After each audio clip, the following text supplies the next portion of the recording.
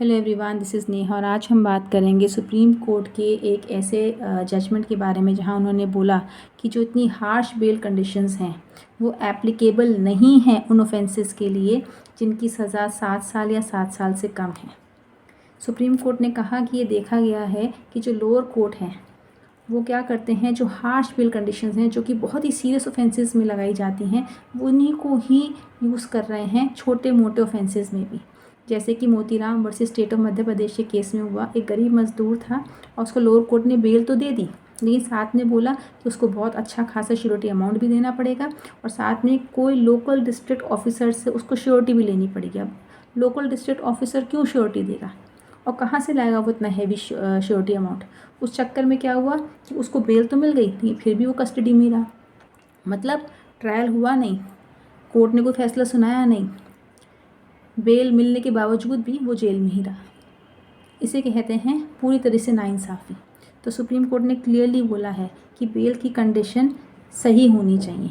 जैसे इस केस में बहुत से बहुत कितना ले लेते हैं आप उससे श्योरिटी अमाउंट, 1,000 से 5,000 रुपये। उससे कहते हैं कि कोई भी अपना दोस्त, रिश्तेदार, फ्रेंड, हाँ, जो भी है उसका श्योरिटी ले आता। उससे कहते हैं कि जब भी ट्रायल होगी आपको आना है, आपको इन्वेस्टिगेशन में कोऑपरेट करना है, तो ये सही बेल कंडीशंस होती। आप उसके जीने का अधिकार थोड़ा ना छीन सकते हैं। सुप्रीम कोर्ट ने क्लियरली बोला कि बेल एक रूल है कि बेल तो देनी है, जेल एक्सेप्शन है। जेल तो सिर्फ तब होती है जब कुछ बहुत बड़ी चीज़ हो जाए, अदरवाइज बेल रूल है। अब ये जो पूरा फैसला आया, ये आया Narayan versus state of Madhya Pradesh के केस में। इस केस में क्या हुआ था कि एक बंदे को पकड़ा गया, ये क्योंकि उसके पास इल्लीगल लिकर था जिसकी पनिशमेंट 3 से 5 साल की है, यानी कि 7 साल से कम। और 7 साल के से कम सज़ाओं में सेक्शन 483 BNNS लगता ही नहीं है, फिर भी लगाया गया। तो यहाँ पर यही समझाया जा रहा है कि सेक्शन 483 और भारतीय नागरिक सुरक्षा संहिता केवल उन ऑफेंसेस में लगाई जाती है जिनकी सज़ा 7 साल से ज़्यादा है। हर छोटे मोटे ऑफेंसेस में नहीं लगाई जाती। और ये ऑफेंसेस कौन से होते हैं? जो नॉन बेलेबल होते हैं, बहुत सीरियस ऑफेंसेस होते हैं, जैसे कि अटेम्प्ट टू मर्डर, रेप, डकैती, टेररिज्म, ऑर्गेनाइज क्राइम। हर छोटे मोटे ऑफेंसेस में ये धारा नहीं लगाई जाती।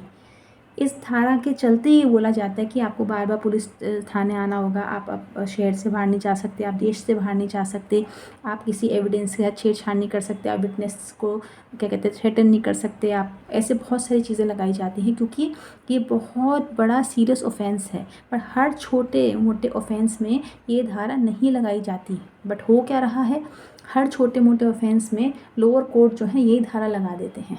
उस चक्कर में क्या होता है कि वो बंदे का ट्रायल कोर्ट तक वो पहुंच ही नहीं पाता, वो फिर भी जेल में ही रहता है। बेल मिल भी जाती है बट कस्टडी कंटिन्यू रहती है क्योंकि वो बेल की कंडीशंस मीट ही नहीं कर पाता। तो अगर आपके किसी भी लड़वान के साथ ऐसी कोई सिचुएशन आ रही है तो एक अच्छा वकील आप हायर कीजिए, उनको बताइए जिससे कि वो कोर्ट में जाकर इस बात को क्लियरली जज साहब के सामने रखें और कोर्ट इसको रिलैक्स कराए। जब ये चीज़ रिलैक्स हो जाएगी तो आपका जो लड़वान है वो बाहर आ जाएगा। आपकी थोड़ी सी जानकारी की वजह से आप अपने घर वालों की, अपने खुद की टाइमली सुरक्षा कर सकते हैं। Thank you.